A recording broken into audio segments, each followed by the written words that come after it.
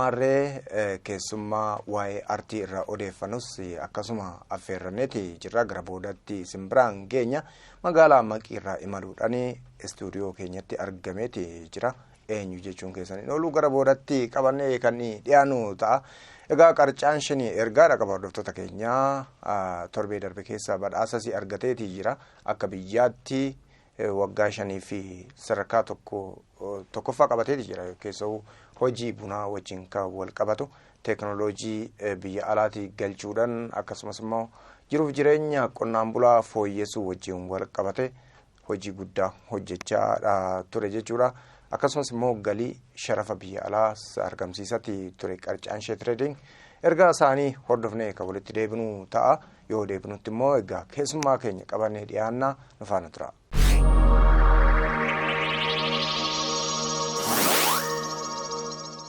Saayitiiwwan 55 olitti buna oomishuun biyyoota alaa 20 olitti buna qulqulluu sadarkaasaa eeggate gabaa addunyaatiif kan ergu dhaabbanni daldala buna qarcaan shee teekinooloojiiwwan haaraa akka biyyaatti yeroo jalqabaatiif galchuudhaan bunni bosona tokko malee oomishamuu akka danda'u dhugoomeera. Teekinooloojiiwwan garaagaraa oomisha bunaa saffisiisuu danda'u gara biyya keenyaa galchuun adda dureedha. Carraa hojii namoota 25,000 oliif dhaabbii fi yeroodhaan uumeera. Sharafa alaa doolaara miliyoona 86 argamsiisuun sadarkaa tokkoffaa argateera.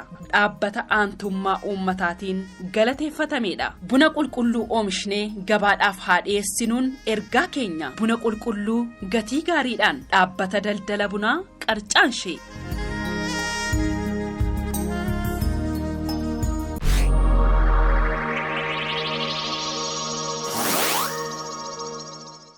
Ngabo jedhi guulaa loli guulaa hoo warra abbaa gadaa dhufne kunooti nu ijoolleen Oromooti. Aboo jedhi guulaa loli guulaa hoo warri abbaa gadaa dhufne kunooti nu ijoolleen Oromoo dhufne kunooti nu ijoolleen Oromoo dhufne kunooti magaalaan Oromooti nu ijoolleen Oromooti dayyaas. Hordoftoota keenyaa egaa keessummaan keenya har'aa istuudiyootti nu argame Ayyaanoo Bariisooti. Waa'ee artii odeeffachaa isiffaan akkan turru ta'a jechuudha. Egaa Ayyaanoo Bariisoo Jaanjiilirraa kan inni asitti argame 3 Tuulamarraa jechuu kooti. Hordoftoota keenyaa Maqirra kiiloomeetira hedduu imaluudhaan nu biratti argameeti jira. Waa'ee jiillee gaafa yaadannu immoo keessoo irreecha yaadanna dubartoota daabeedhaan beekaman uffata addaatiin beekaman yaadanna. Isaanin akkamitti ibsaa kan jedhu ayyaanottanii isin deebisame. Hayyee galatoomin jedha abbe. Sababni isaa namni bara kana keessa waan faashinii yookaan immoo waan ammayyaa jedhamu kana yoo ta'e malee waan aadaa baay'ee kan nama gaafatu argaa hin jiru. Daabeen kun kan jiru bakka loon jiran.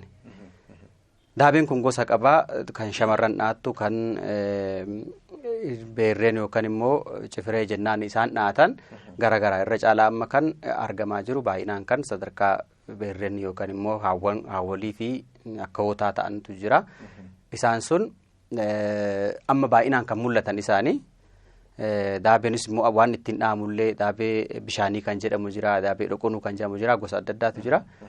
Irra caalaa wanni daabeen kun dhaamuu fi rifeensi dhadhaa baay'ee nyaatu jechuudha. Rifeensa dhadhaa baay'ee nyaatu. Naannoo immoo jiillee kana karrayyuu kana dabalatee loontu baay'inaan horaa giddugala Oromiyaa kana keessatti keessaa'uu baay'inaan loon toora kan jedhamu jiillee kana keessatti akkasumas karrayyuu keessatti kanarraa kan ka'e daabeedhaatu dhadhaa baay'ee fayyadama waan ta'eef jechuudha. Garuu akkaataan daabeen sun itti dhaamu mallattoo odaa jechuudha. Mallattoon muka odaa kanaa wal fakkaataa jechuudha daabichi. Miidhagina rifeensaa dabalataan immoo aadaa ofii yookiin immoo gaaddisa Oromoon kamiyyuu jalatti wal ga'ee ittiin wal araarsu ittiin mallattoo Oromoo kan ta'e odaan akka seenaan isaa mukarratti qofa oduu hin taane namarratti illee laphee namaa keessa jiraachuun dura darbee qaama namaarratti illee akka mul'atuuf mallattoo godhamu keessaa tokko dur dhiirri illee akka amma karrayyuun amma gunfura isaaniitiin argisiisan kanatti jiillumti akka odaatti mallattoo odaati sunis mallattoo odaati. Hiddi morma isaanii kun immoo hidda odaati akkas jechuudha. Dur jiilleen kun warri dhiiratillee akkasitti gunfuura karrayyuun hojjetatu kun akka hojjetatan odeeffannoon jira amma sadarkaa kaattillee jiraachuu baatu karaa dubartiitiin daabeedhaan karaa immoo dhiiratiin gunfuraan akkasitti akka hojjetamutti dubbatamaa jedhama. Kana of keessaa qaba. Sirbi kee immoo odaa roobaa jedhu jira. Tarii ummata aadaa ofii qabachuudhaan beekamu kanarraa wayi maddaa sirbichi baay'ee bareedaan nutti toleeti jira. Booda hordoftoota keenya biraanis ni geenya.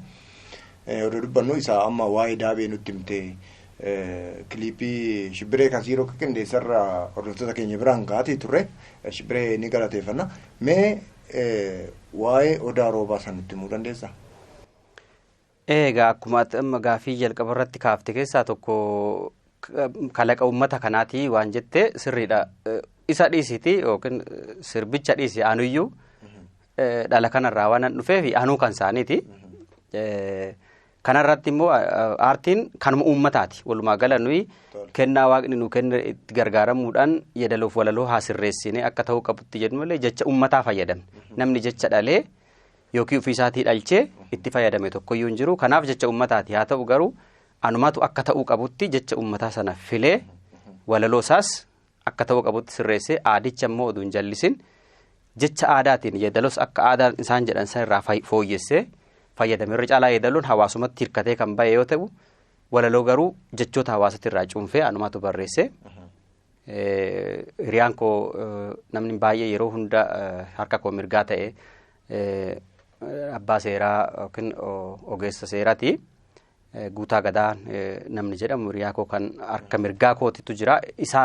Isarratti gulaalaa nan barreessaa inni immoo naaf gulaalaa waan ta'uu qabu sana akkasii walii gallee dabarsina. Kanaaf carruma kanaan fayyadamee isallee galateeffachuun barbaada.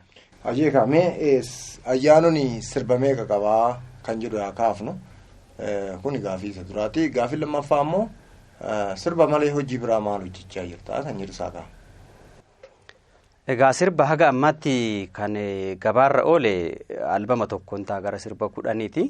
Albama lammaffaa koo immoo guutummaan guututti al tokko maxxansuudhaaf waaqni jedhe hunda xumuree barana koronaatu na jalaa dabarse malee bara kana ture. Bareen gaddaa hiriyoonni koo akka galaanaa kan akka keekiyyaa fa'aa ol duraa duuba waan gadhiisaniif isaanifaan bakka dhiise istuudiyoo tokkotti hojjetaa turrilleedha. Hojii biraa dabalataan qabdaayii kan jedhudha. Karaa afaan Oromoo kana guddisuu keessatti kitaabuma afaan Oromoo jedhullee waan tokko hojjechaan jira. Biyya keenya kanatti xiqqoo rakkoo ispoonsaraa kanatu mudata. Humna horadhee gaafa maallaqa argadhina maxxansee wanni qopheessee taa'u jira. Karaa biraa immoo seenaa Oromoo jiillee fi tuulamaa kan jedhu waan akkasii kitaaba qopheessee parsantii 75 hojjedheera. Almost akkuma isin jedhe rakkoo diinagdeetiin wal qabatee irrumattan of eegaa jira. Sirrittis immoo waan cuunfamee bahu waan gaarii tokko haa ta'u jee waan jedhuuni. Kana dabalataan immoo ogummaa biraa kanan qabu ogummaa moobaayilii suphaa kanan qaba. Elektirooniksii kanan hojjedha. Mana moobaayilii tokkos qaba. Kanaaf amma yeroo kanatti biddeena kiyya jedhee kanan ittiin foorachaa jiru. Ogummaa suphaa kana. Tole kaame odaa roobaa seerri noolu kan jedhu ilaalle isa kana sagaleedhaan jedhi. Sana booda sirba affeerree itti aansee immoo qophiin simboo keenyaa jira. Qophii simboo keenyaa waa'ee afaan Oromooti. Isa sana hordoftoota keenya biraan geenya. Itti aansee immoo egaa ayyaana qilleetis kabajaati jirra. Bakka ayyaana qillee geessan jennaan kan wajjin wal qabate. Daansii fi keessawuu akka biyya alaatti suurawwan tokko kan babbareedu hordoftoota keenya biraan geenye ayyaana wajjin walitti deebina. Odaa roobaa. Odaa roobaa, odaa roobaa, seerri oolu. Odaa roobaa, yaa ulfaa koo, seerri oolu. Odaa roobaa, seerri oolu. Odaa roobaa, yaa ulfaa koo, seerri oolu. Tuulamni sadeen kora yaame seerri oolu. Tumaa caffee rabbeetii seerri oolu. Odaa roobaa, seerri oolu. Odaa roobaa yaa ulfaa koo.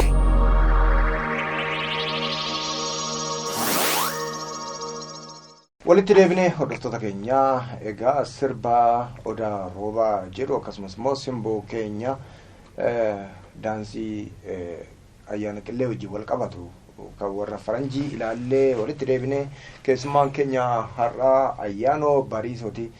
Egaa odaa roobaa kan jedhu sirba baay'ee bareedaa nu biraan ga'e ayyaanoo mee sirbi kun seenaa akkamii qabaa kan jedhu odaa roobaallee gaafa jennu seenaa bal'aa ta'uu danda'a. Qophii biraa irratti itti deebuu dandeenya. Waa'ee kilippii kanaa eenyutu irratti hirmaate kan jedhume muraasa gaafa. Gabaabsee ibsuudhaaf akkumatu jette sirbichi keessi isaa seenaan isaa bal'aadha. Guyyaa biraa akkuma rabbi jedhee walitti deebuu dandeenya. Kilippiin kun namoota baay'ee hirmaachise. Tokkoffaa uummanni naannaa dugdaa jiillee hundi otoo ani yaamin nama 2-3 himame namni 10,000 yaa'ee bakka ijoo kaameeraatiifuu yerootti ulfaatee ture. Hirmaannaa kana jalqabaa kaasee haga dhumaatti godhe keessaa tokko hiriyaakoo dargaggoo Guutaa Gadaa akkasumas ogeeyyota kaameeraa akka Riittaa Taaddalaa fi Baqaaluu Daanyee kana malees immoo shubbistoota shaakalsiisuudhaan akkaataa silaa aadaan suni gaggeeffamtu akkaataan itti himeen oduu aadichan jallisiin waan silaa guutamuu qabu hunda guutee kan naa dhiyeesse Abbaba Tolosaati. Akkasumas shubbistoota baandii gaachanaa hunda galateeffachuun barbaada. Abbaba immoo keessatti galata guddaa narraa qabdaan jedhaan carruma kanaan fayyadameeti. Kanaaf walumaa gala warroonni achirratti hirmaatan namoota baay'eedha maqaa isaaniitiin hin jedhu waaqni galata guddaa isinii haa kennu jedha. Egaa sirbi biraa immoo sirbi baay'ee jaalatamaa ittiin beekamtu sirba kamiseeti fi sirba raayyaati. Meeshaas immoo haa kaafnu kaa. Isaas akkuma ammas hin jedhe akka carraa ta'e yeroo sanatti haalli yeroo sanii gaarii hin turre magaalaa Maqeetti xiqqoo haalli naa mijatu dinnaan as Adaamaa kanan ture. Asuma taa'ee akka carraa ta'e sirbicha kan qindeesse Abbuu istuudiyoo Abbuutti qindaa'e yookiin Antena Tafarraa jedhama. Innillee nama galataati asirratti waan guddaa hojjete. Eegan qindeessee raawwadhee sirbi kun garaa na nyaate akkaataa sirba kanatti qindeesse ani aadaa gani hojjedhu tokkoffaa nama aadaa keessatti guddate waan ta'eef qorachuuf baay'ee nan rakkisu asuma taa'ee wallotti qorannoo gaggeesse karuma danda'ameen karaa miidiyaalee garaagaraatiin waan dabruu karaawwan barreeffamoota garaagaraa dubbisuudhaan yaadicha qindeesse aartii isaaniitillee yeroo tokko tokko qoradhee maal jedheetan waan kun waan aadarraan baane jedhee walaloo anumatu barreessa asuma taa'ee waan isaanii wal fakkaatuun walaloo sana barreessee achi keessallee walaloo nama ququuqtu baay'ee jira. Tartiiba qaba asiinillee asii gaafan ani achi walloo dhaqee walloo irraa immoo raayyatu achi aana waan ta'eef haga raayyaatti deema sirbichi tartiiba isaan of keessaa qaba. Akkasii walaloo seedaloo sanumatu qopheesse garuu aadichatti hirkadheen akka ta'uu qabutti waan aadaa hin jedhe akka carraa ta'ee gurbaan tokko kan achitti hawwisoo leenjisullee guyyaa tokko na argee sirbi sun kan kee ta'uu hin beeku garuu walloo keessatti eenyuma namni sirba kana hojjete jedhanii ijoollee walloo barbaadaa turanii. Ani immoo ijoollee ta'u isaanan leenjisa haga jechuutti naa ga'e carraa kanaa illee na galateeffate ani illee baay'een itti boone jechuudha. Shubbistoonni naannuma sanarraa argatte.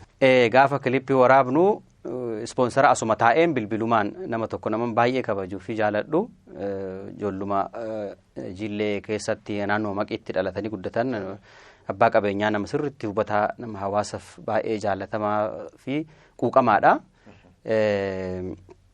Maqaa isaallee asumaan Garbichoo Daadhii jedhama. Illee guddaa naa galatoomii naa jiraadhu umurii naa dheeradhu jedhani. Asii immoo ogeeyyota akka Kingiraagoo akkasumas daayireektariin sirba kanaallee Margaa Angaasuti. Isaanillee waan guddaadha. Warra gahee taphatanii isaanillee naa jiraadhaan jedhani. Waajjira aadaa fi turizimii Walloo yookiin kan magaalaa Kamisee keessaa waa ulfaatanii meeshaa jiru hunda balbala nu bananii filadhaati ofiin hojjedhaa jedhanii baandiin magaalaa Kamisee shubbistoota isaanii hunda maallaqallee waan guddaa nu gaafanne waanuma shaayii qofa kenninee fi ofii isaaniitii mana isaanii nu bulchanii waan barbaachisaa ta'e hunda nu godhanii akkasiin hojjennee bakkitti hojjennellee lafa isaan biratti caffaa jedhamtee beekamtuudha. Dawaa caffaa jedhan aanaa dawaa caffaa bakka jedhamtu sana keessatti caffaa sana keessatti yoo waqtii isaa gogiinsa qabaatee xiqqoo jedhe malee akkasiin ijoolleen san nu gargaaranii. Sirba kee sirba Kamiseetiif sirba raayyaa ni affeerra